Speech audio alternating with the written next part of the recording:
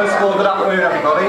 Got some information today. There's some faces here I know, obviously. Some I don't, and some I won't remember by tomorrow anyway. You all are very smart, but a special mention must be made of the lovely bride and bridesmaids. As Atos Mans, I'm just going to say a few words, but I'll try and keep it short and sweet so we can get on with the toast and the eating.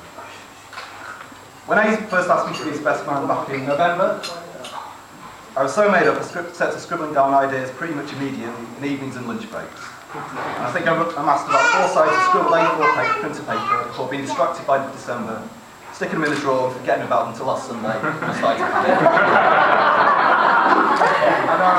Yeah, right.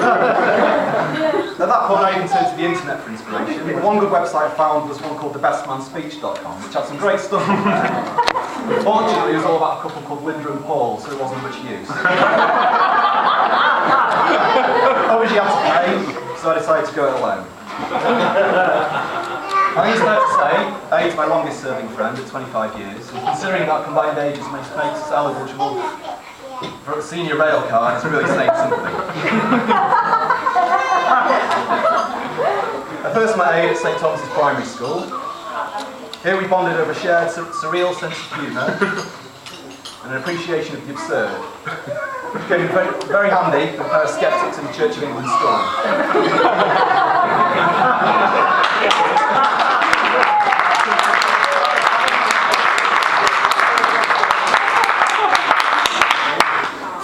So it was a long, endless summer days of playing on the Commodore 64, owning hamsters, going on bike rides, sneaking into his dad's shed to peek at the Pirelli calendar, which is an over the freezer.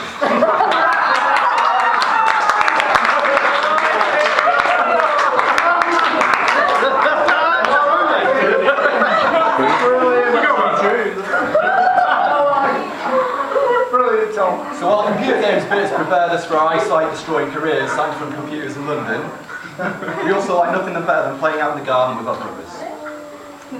One heartwarming episode that springs to mind is when we were playing in the garden with both our brothers, and Abe managed to throw a garden cane through his brother Duncan's lip from a distance of 20 yards, which is like the end of Battle of Hastings. And it's good his aim was bad, because if it had been a few inches up, one of the ushers would have had an eye patch. In fact, in another example of brotherly love, I hear Abe managed to hospitalise Dunk again by throwing a trike at his hand and shredding it. But I wasn't actually there, so I can't talk about the distances involved. After primary school, we parted ways for a few more years, during which time I went to Priestnell and Abe went to the Manchester Grammar School, where he got to wear a very nice blazer with an owl in the pocket.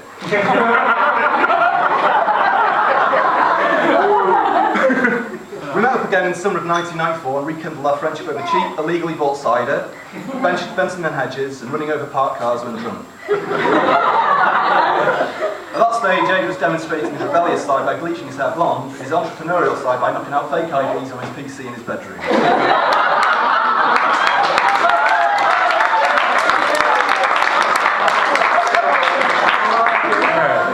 Spent a couple of years hanging out with the face up to see here today. Before we decided to again part ways, me to Bristol, A to Leeds. Post that Abe moved to Hull for a few years before he decided that he had enough of bleak northern cities and wanted to give bleak southern cities a try by going to London, to which I followed him a few years later. Abe met Rachel, I guess, a little over a year and a half ago. I can immediately sense it was serious, and my alcohol consumption immediately went down. Okay, I'm probably slightly more healthy and slimmer. So cheers guys, thanks for that.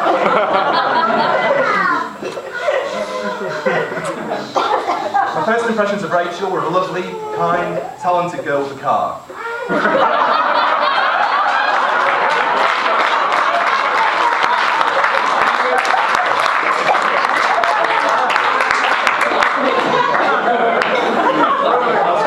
She's the one for Abe, and he told me he really liked her photography. Shortly after her inviting me over to cooking tea and see the dark room, we went together in a month, which is moving pretty fast, even the guy who really likes techno. Since then, they've gone to get a mortgage together, go shopping at IKEA, do DOI, and buy a hamster, Becky, who unfortunately can't be here today.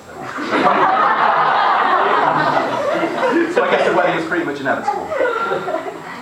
During that time, I've noticed a change in Abe. He's become a calmer, happier, more confident, and more content person.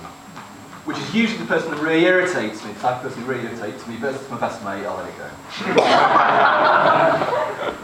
I was actually going to say he's become a lot more rounded individual, but I think he's actually lost weight for the wedding, so...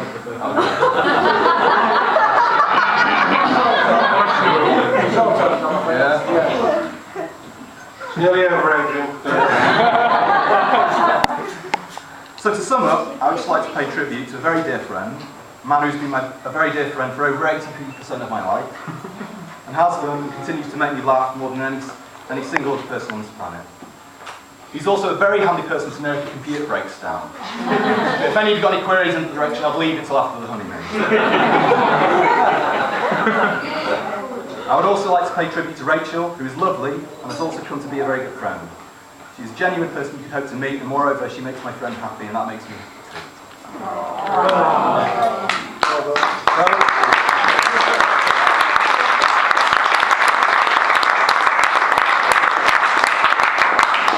So before I finish, I'd just like to join me in making a toast to them, their marriage, and their future lives together. Ladies and gentlemen, Adrian Rachael. Adrian Rachael.